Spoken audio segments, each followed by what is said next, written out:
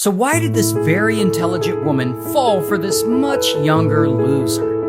Now the guy's name is Jorge, and Jorge's about 35 when this story starts, and he's living in Washington, D.C., and Jorge's got a lot going on. He works as a yoga instructor, he also teaches Spanish in his community, and he's known to be a handsome guy. Just look at this handsome motherfucker. And so one day in 2005, a woman takes his Spanish class. This woman, Sue. Sue is 47 and she's very intelligent. She's a professor at American University School of Business. She teaches accounting and taxation. So she starts taking Jorge's class, and she appears to like him and his style of teaching. So eventually, he starts teaching her yoga as well, and he becomes her private yoga instructor. And as they regularly meet for lessons and the more time they spend together, the more Sue starts thinking Jorge, he kind of fine. And Jorge starts thinking Sue kind of fine, even though he's significantly younger than her. Anyway, one thing leads to another and they start smashing, and then they start dating. And a few years go by, and it's now 2008. And Jorge and Sue, they're still together, and it seems like Sue is super in love with him.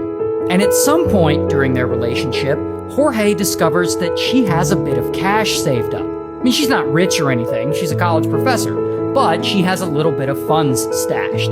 So he goes to her, and he convinces her to let him invest her money for her. He tells her that he has experience trading stocks, and he says he'd love to help build a secure financial future for the both of them.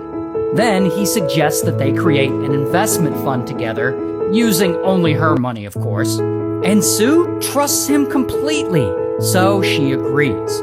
And so Jorge opens up a joint investment account, and Sue starts transferring some of her savings into it. And from there, he begins day trading with the money, which is essentially gambling. And he doesn't know what he's doing, so he isn't very good at it, and pretty quickly, he starts losing. But instead of admitting that this isn't going well, allegedly, Jorge tells Sue that they simply need to invest more. Well, whatever he tells her, he convinces her to remortgage her house, withdraw money from her retirement fund. She even borrows money from her dad and hands it over to Jorge to invest. But no matter how much money she pours in, he keeps making terrible trades and he keeps losing. Except that he's not losing all of it. When he takes her money to invest, he also secretly pockets a portion of it and transfers it over to his personal accounts. So Sue is the one losing money, while he is actually making money. Now, Sue is an accounting and taxation professor, so I want to assume at some point she must have realized that this trading he's doing, it isn't going well, and that it was a bad decision to let him do it. But we're not sure why she didn't put a stop to it, probably because she was in love with him. Regardless, Jorge's bad trading and embezzlement shenanigans go on for a while, until eventually she runs out of funds and her bills start piling up.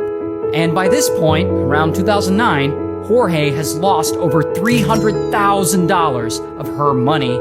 However, he's made about $250,000 personally for himself.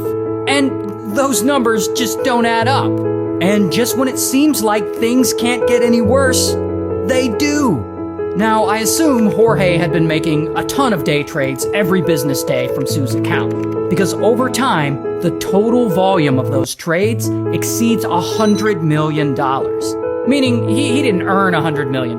It means he traded $100 million worth of stocks over and over and over again because he traded so much. Well, eventually, all this trading catches the attention of the IRS.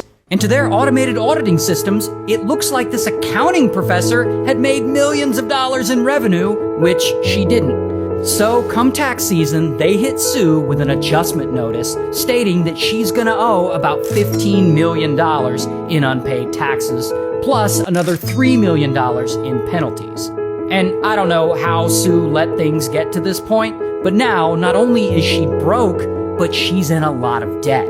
And this is devastating to her. I mean, not only does this threaten her income, but it threatens her reputation as an accounting professor. A few months later, Jorge comes over to Sue's house to meet up with her. And we don't know exactly what happened between them, but I'm guessing she tells him that she's had enough and that she wants her money back. And again, we don't actually know. Whatever happened must have caused him to snap, because suddenly he stands up and he grabs a bottle of tequila and boom, he starts beating her with it. And she runs, but he chases her and he corners her in the basement, and then he grabs her and he starts strangling her. And unfortunately, Sue doesn't survive. Then Jorge wants to ensure that the murder doesn't get traced back to him, so he starts emptying drawers, opening cabinets, and throwing Sue's stuff everywhere. He also slices open the screen to a kitchen window to make it look as if someone forced their way inside the house. He's trying to stage the scene to make all of this look like a burglary gone wrong.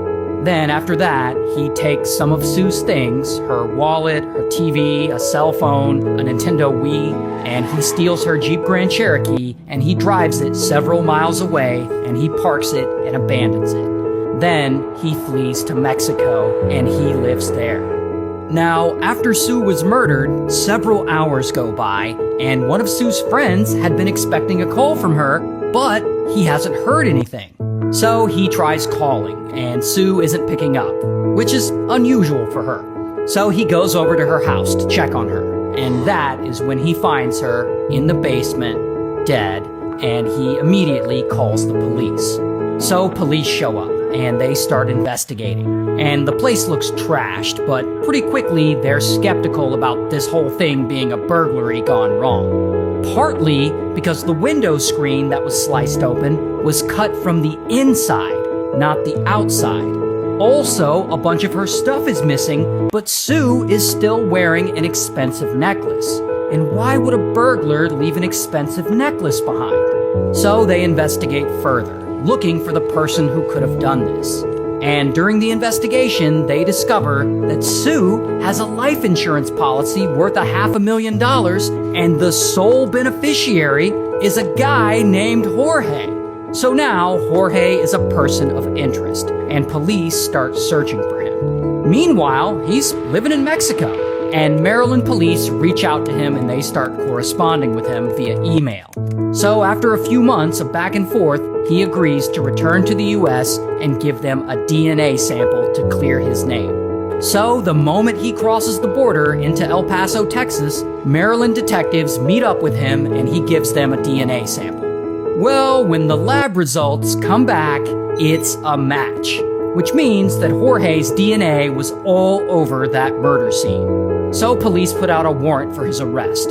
But before they can arrest him, Jorge disappears again, and he goes to Guadalajara. And that is where he lives and stays under a false identity, and it's starting to look like he actually got away with murder. Until 12 years go by, and it's now 2022. And the police and the FBI, they start looking at this cold case again, and they start looking online, and they find Jorge through social media. He's been living under a fake name as a yoga teacher in Guadalajara. And so, bam, the federales arrest him. Here's his mugshot. And eventually, he's extradited back to Maryland, and he goes to trial, and he's found guilty, and he gets sentenced to 25 years in prison.